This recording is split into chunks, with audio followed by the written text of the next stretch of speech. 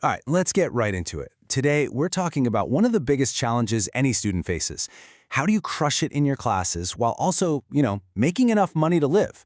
It feels like a massive balancing act, but trust me, it's a game you can absolutely win. We've got the playbook, so let's jump in. Does this look familiar? Yeah, I thought so. You're just staring at this mountain of coursework, right? But at the same time, you've got bills stacking up, the pressure to get those top grades is huge, but so is the need to earn some cash. It really can feel like you're being forced to pick one or the other. But what if I told you that's a totally false choice? Seriously, you don't have to kill your grades to have a side hustle, and you don't have to be broke to get your degree. So, we've put together the ultimate student playbook, a really clear, actionable strategy to help you kill it in the classroom and build your income at the exact same time. Okay, first things first. Let's talk about the absolute foundation, your grades. Before you even think about earning money, you need a system to lock in your academic success. And look, this isn't about pulling all-nighters or studying 19 hours a day. It's about being way more effective and efficient with the time you've got. The secret to studying effectively really just breaks down into 3 simple phases. First up is preparation. This is where you map out a study plan that you'll actually stick to. Second, you've got acquisition. This is all about how to take notes the right way and actually absorb the info. And finally, there's performance. This is the magic phase where you learn to truly understand, remember, and then apply what you've learned when it counts. Now let's settle the classic student debate: handwriting or typing? Here's the deal.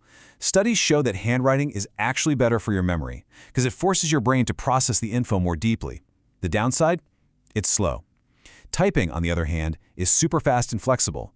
So the playbook solution is simple. Do both. Type your main notes during lectures to keep up, then handwrite your summaries when you're revising to really lock in that knowledge. It's the best of both worlds. And that brings us to the single most powerful study technique out there: active recall.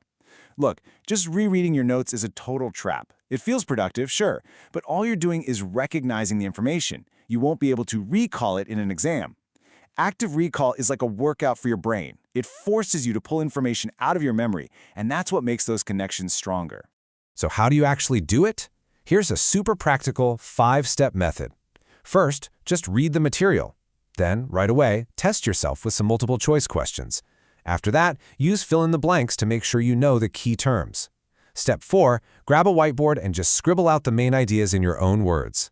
And finally, practice writing out full essay answers.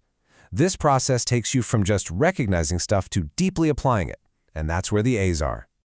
Okay, so once you have a solid study system locked in, your grades are secure, now it's time for the fun part: building a flexible income stream that works around your schedule, not against it. So this next section is all about side hustles that are just perfect for students.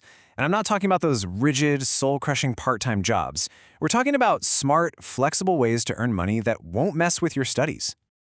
Let's kick things off with freelancing. To put it simply, this is just selling a skill you're already good at. But the best part? You're the boss. You pick your hours, you pick your clients, you pick your projects. That level of flexibility is an absolute game changer when you're a student. And listen, you probably have way more marketable skills than you think. Content creators are always looking for people to design thumbnails or research weirdly specific topics. YouTubers need script writers. TikTokers would pay someone just to plan their content for the week. I mean, if you're already spending hours on social media, you're basically doing half the job for free. But hey, maybe freelancing isn't really your vibe.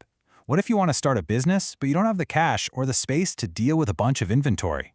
Well, there's a brilliant, super low-risk way to do it.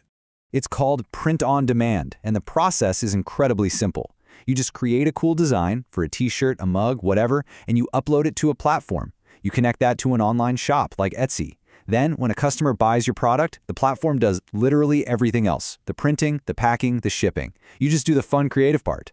And don't sleep on the potential here. This number, $57,000, that's the real earnings from a student's Etsy shop in just 1 year, all from print on demand.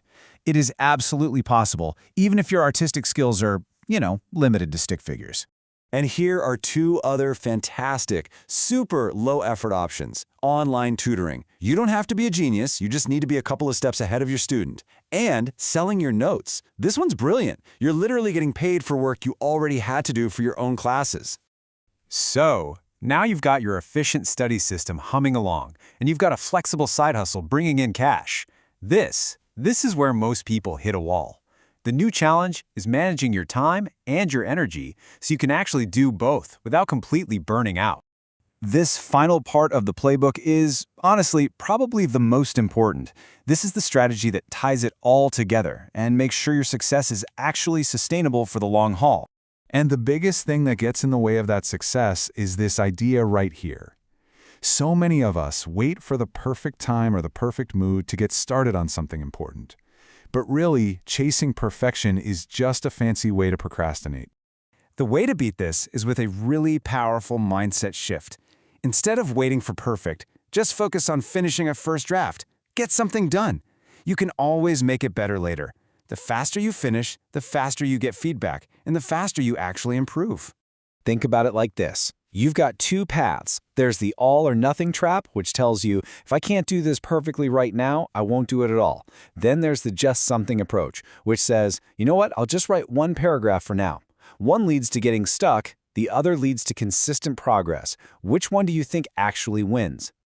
And to make this mindset real, here's your toolkit. First, use a monthly calendar for the big stuff, major deadlines, exams. Second, set weekly goals, not a rigid daily schedule. That gives you the flexibility to adapt. And third, my favorite, spend just 5 minutes every night tidying your workspace. This tiny habit makes starting the next day so much easier. And that's the real secret. True productivity isn't about having a flawless, color-coded schedule. It's about building simple systems that make doing the work the default option, even on the days you don't feel like it. So we've covered a ton: how to study smart, how to earn money flexibly, and how to manage your energy so you can do both. You have all the plays now. The only thing left to do is run your playbook. And that brings us to the final question I have for you. Whether it's mastering active recall or finally starting that freelance profile, what's the one play from this playbook that you're going to put into action first?